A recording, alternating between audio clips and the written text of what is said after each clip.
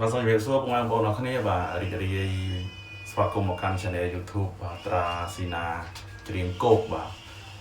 ឥឡូវនេះខ្ញុំមានបទចម្រៀងមួយបទដែលបទនេះផងដែរមានចំណងជើងថាចុះ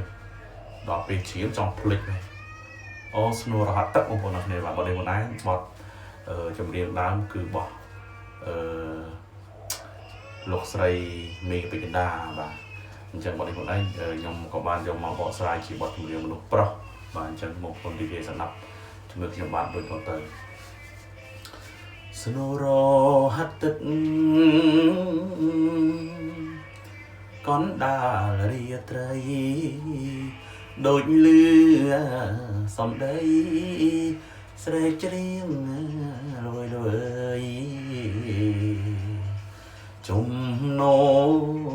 កដឹកបក់មករំភើយអោខ្លួនខ្ញុំអើយហើយសែនខ្លោចផ្សា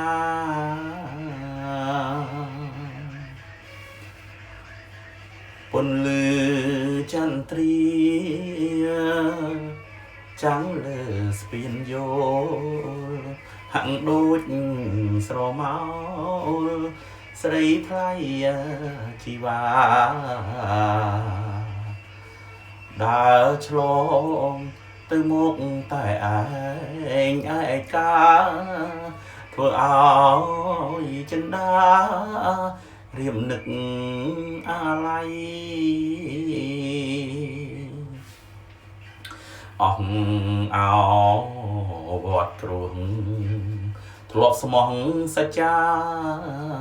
អវត្តចំណាធ្លាប់ចាស្បៃគេងក្រោមលំខ្ទុំកាយភ្លឺស្រីថ្លៃអូនល្អឥតបីលើស្រីក្នុងភូមិអោដើមថ្នោតទេបងធ្លាប់ដឹងទឹកយើងញ៉ាំល្ងាចព្រឹកចោចារងំអីលើអូនឲ្យបងរងទុកធំអូនអើយបងយំព្រោះស្ដាយអូ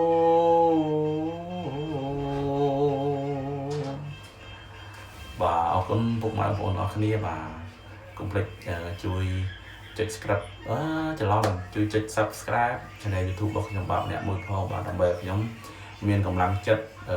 រិះរកបទចម្រៀងថ្មីច្រៀងជូនពុកម៉ែបងប្អូនអរគ្នាស្ដាប់កំសាន្តបន្តទៅមុខទៀតបាទសូមអរគុណ